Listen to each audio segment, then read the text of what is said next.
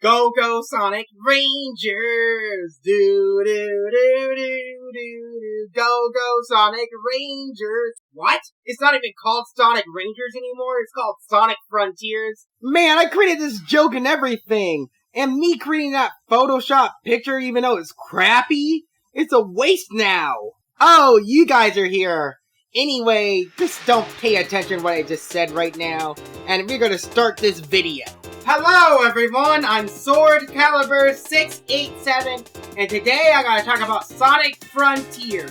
Before this video gets started, like, share, and subscribe if you want to see more of my content. And anyway, let's begin the video. I know somebody's gonna say, but Sword! Why do you just join on the hate for Sonic Frontiers and completely try to stomp over and try to destroy this game? I would try to say everybody has their own opinion, and I feel like you should not really try to force people for hating a specific thing, because everybody can think differently, and I try to say I don't want to exclude anybody that thinks differently. And I respect people that have different opinions. I would try to say the Sonic fan bases have like a lot of different factions for Sonic. Like, there's people that like the 3D games, there's people that like the 2D games, there are people that like the TV shows. All of them basically just have different opinions. And they're just like tiny or small amount of fans would just basically try to like freaking mock somebody for having a different opinion. All because it doesn't align with theirs. And they have their version of Sonic. I try to say there's a bunch of people I talk to that basically just likes the Sonic games. But you know, they don't really try to like attack people for having different opinions. But we just all respect each other at the end of the day. And now I gotta talk about this awesome blue hedgehog, which is Sonic. Sonic the Hedgehog. Sonic Frontiers' whole temple aesthetic with like the whole Kronos Island looks kind of interesting for my opinion. Because I know people try to say it looks like Zelda Breath of the Wild. But no, just look at Sonic Unleashed. I think the Gaia temples for Sonic Unleashed do look similar to that at Sonic Frontiers. All because the temples are old, ancient, and they have a little bit of the same color schemes going on. I think Sega's trying to like mimic what Breath of the Wild is, but taking tiny amounts of inspiration from Zelda Breath of the Wild for Sonic Frontiers, with the whole trailers and the whole Sonic going up a tower and is looking up in a distance. That really looks awesome. For me, I think Sonic Frontiers is trying to go back to what makes Sonic special. Like, I think they're taking notes from Zelda Breath of the Wild. They're trying to like re-evolutionize Zelda, but they're trying to do that for Sonic. I know somebody's gonna say, but Sword, what do you mean by this? It looks like a Breath of the Wild clone. This doesn't make any sense. I'm gonna tell you why, guys. Why Sonic Frontiers is so special. Sonic Frontiers basically is trying to go back to what makes Sonic Sonic by the whole theme of Starfall Islands. Think about it. The main classic Sonic games in the Japanese version, not the English version of Sonic. Sonic the Hedgehog 1, 2, and 3 basically focus on Sonic the Hedgehog trying to go to islands so he can stop Dr. Eggman. But I feel like this game is trying to do a twist from that story from the classic Sonic games. I think there's probably a reason why Sega put Sonic Origins before Sonic Frontiers. Part of it is an anniversary type game. The other part I feel like is because of Sonic Frontiers. I would try to say in Sonic the Hedgehog 1, 2, and 3, there were just different sections of the level on these islands called zones in the Sonic games. And you basically explore through the different zones while beating them super quickly. Sonic the Hedgehog 1 is South Island, Sonic the Hedgehog 2 is West Side Island, and Sonic the Hedgehog 3 is Angel Island. In the classic Sonic games, they're all mostly just levels, but I feel like Sonic Frontiers is trying to do like a new, fresh inspiration from the classic Sonic games. I know somebody's gonna say, if they're taking inspiration from some of the classic Sonic games, why there can't be a spin dash And why they can't be like doing like rolling from the classic Sonic games into 3D? I think, for my personal opinion, I try to say they're trying to re-evolutionize Sonic and try to take it in a new, interesting direction, while taking some inspiration from the classic Sonic games. Think about it, the whole open worldness of Sonic Frontiers. Why did Iizuka said open zone? I would try to say I think a lot of people didn't know what that means. I think even still, people said, why they can't just call them open hub areas? I think the whole reason why they're called open zone is because like each of the different levels in the classic Sonic games, like Green Hill Zone and all this other stuff, started with zones. I would try to say, think about it. Most of Sonic's levels in the 3D games are not even called zones anymore, because in the modern Sonic games, they're just part of like the world of Sonic. And the only time when some of the levels were called zones again was in Sonic Lost World. And it was kind of funny in the original classic Sonic games, not the modern version of the Sonic games. In the classic Sonic games, the Japanese version, a lot of the ancient civilizations were trying to use the Chaos Emeralds for powers of destruction, but what happened was, they basically destroyed their own civilization trying to use the Chaos Emeralds. I know somebody's gonna say, but Sword, how do you know all of this? This sounds like impossible. You probably can't even read Japanese. I would try to say, the reason why I know this is because I saw a Sonic YouTuber named Para. Para is the YouTuber that dissects all the lore in Sonic in the Japanese version, which is really cool. He dissects everything from classic Sonic and the classic Sonic games. I'm gonna show you a clip from Para so that all you guys can just truly understand like some things from the classic Sonic lore and the classic Sonic games. Before and finds it a nice place, and he's made friends with the local animals that live there. But apparently, South Island is the resting place of the Chaos Emeralds, mystical gems full of infinite power that, if in the wrong hands, their power could be harnessed for great evil. And that's when Eggman hears about these legendary Chaos Emeralds. He eventually finds South Island, comes to try and get them, and then Sonic hears that Eggman's there, he shows up and stops him. It's also described that the Chaos Emeralds exist within distortions that exist on South Island, which I assume is meant to be, you know, the weird-ass limbo that is the special stages. Tornado can go 450 kilometers per hour, which is pretty fast. So Sonic having a plane and being able to fly it seems perfectly in character to me. Anyway, Westside Island is home to a legend of an ancient civilization that once wielded the power of the Chaos Emeralds, until they misused them and their entire civilization was wiped out and the Chaos Emeralds were sealed away. And you probably thought I was just lying. I wasn't. Did you want to see part of this video to learn more about classic Sonic lore? You could go see the video. Right now, I'm going to talk about Starfall Islands again. The first island for Starfall Islands is Kronos Island. Who is Kronos? Kronos is a titan who's trying to get rid of all the other gods so he can be in power. So what happens is his son Zeus overthrows Kronos. Everybody kind of knows what happens when Kronos was trying to get rid of all the other gods. I won't say it, all because, you know, I don't want to terrify kids who watch this video. I would try to say, it makes you wonder if all the different islands are going to be named after different gods from myth other than Greek. It'd be kind of cool that all the other islands for Sonic Frontiers are just named after Greek gods. It would be kind of funny in Sonic Frontiers.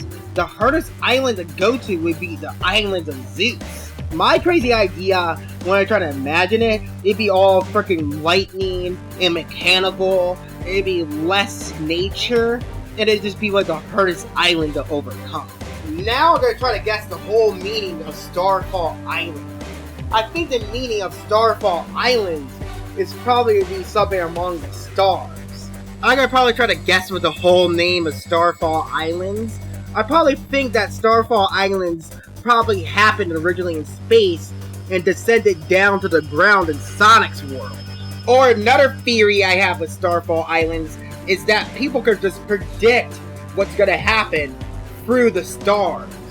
I would try to say maybe the towers are there in Starfall Islands, just try to like predict and try to guess is what's gonna happen through the stars. And they can just interpret what's gonna happen with the stars. Now I'm gonna talk about this girl in Starfall Islands, which is Sage. Sage is gonna be one of the main antagonists for Sonic Frontiers, but the whole description of her character is trying to say that she's trying to warn you about the danger of Starfall Islands instead of killing you. This is personally interesting for my personal opinion. It's because you never really had a Sonic villain that's trying to warn you about the dangers around Starfall Island. What I think Sage's character is going to be, I think she's going to be something similar to that of Knuckles from Sonic the Hedgehog 3, that she's last of her race, but you know, the game's going to keep it a mystery why her race completely died out.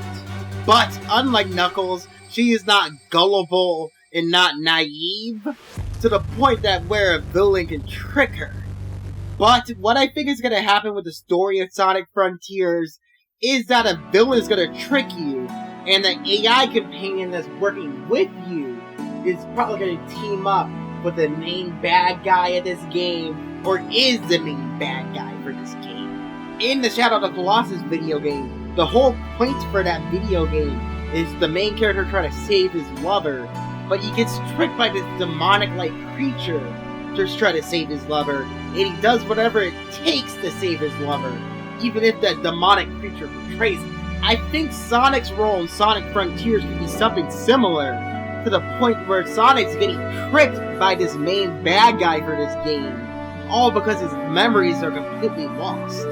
I know this part is a complete theory I made, but this sounds like a freaking whole reverse role of Sonic the Hedgehog 3, instead of like Knuckles being the one that's tricked, it is Sonic. And you know, Sage is trying to bring Sonic to reason why he's getting tricked. I would try to say the whole AI trying to portray you would feel something similar to that of Sonic and the Black Knight. All because the AI is trying to use you just to get what the AI wants. Maybe this AI is going to try to use you so this AI can take over the world. I would try to say this part of the Starfall Islands part is over for this video. Now I'm going to talk about what's going on through the cyberspace. Now I'm going to talk about the most interesting part for this video. The cyberspace and trying to guess what's going on. When Sonic's trying to enter the cyberspace, pay attention guys before Sonic goes in. What do you see? I would try to say the gate before Sonic goes in cyberspace looks like a giant chair or a throne. I try to say maybe I gotta try to guess. Maybe it belongs to like somebody who ruled the different parts of Starfall Islands. Or another idea I have is each of the islands have different rulers who ruled over these islands.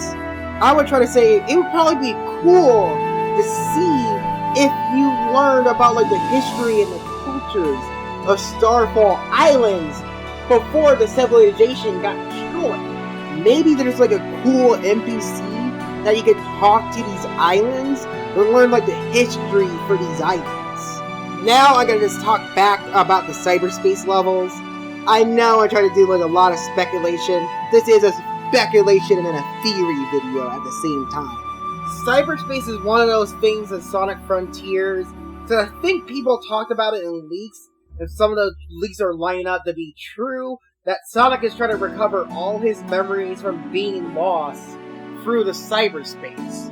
What people are going to hate about this is that all the previous levels for Sonic Generations is going to come back, but in what capacity is going to come back. But I feel like people are hating the fact that it might be just feel like repeats for Generations levels. I would try to say maybe the cyberspace is like some weird special stage-like world, and it's kind of Sonic's memories at the same time. In the classic Sonic video games, they try to say when you go into the special stage world, is really just distortions in the Sonic world that you just travel into to get the Chaos Emeralds. I would try to say this is part of the Japanese version of Sonic, because it's not really told that well in the Americanized version of Sonic. And the funny thing, if you pay attention right before Sonic goes into the cyberspace levels, again, the key shape for when Sonic tried to go in with the handle looks like that of an emerald. I try to say it's probably obvious that like the people in Starfall Islands obviously use the Chaos Emeralds, maybe for the powers of mass destruction, or maybe, you know, their deity or their god or whatever created the Chaos Emeralds. I don't really know. I had an old theory about like Sage's race. I basically made a theory that Sage's race was the one that was responsible for creating the Phantom Ruby, with the whole digital looking effect from the Phantom Ruby, all because like the markings around her hands and the redness for Sonic's boost aura, all because it's corrupted from the cyberspace. The reason why I changed this theory, all because Sega is not consistent with their lore ever since Sonic Forces, because I feel like it would just be completely dropped because of Forces. One more thing before I end the video. I think when Sonic tried to boost, he could only truly boost in the cyberspace levels, all because I feel like his boost is corrupted. I try to say when you try to boost in Starfall Island, you can't basically have like the boost aura around Sonic. This is me speculating. I would try to say when you're probably gonna beat the cyber stage levels, you're gonna get a little bit of your boost aura back. And you're gonna try to move faster outside the cyber stages. I know trying to speculate or try to make theories on Sonic Frontiers is really good. I feel like some of my ideas are gonna be right, and some of them might be wrong. Because I feel like for like ever since Sonic Forces happened, a lot of people speculated on that game, and some of the people that speculated a lot of ideas for Sonic Forces never really came to fruition. But I would try to say, I had fun speculating whoever watched this video. I hope some of my ideas I was trying to show you all for Sonic Frontiers will probably come true. This is going to be the end of my Sonic Frontiers video. Thank you, like, share, and subscribe if you want to see more of my content, and see you soon.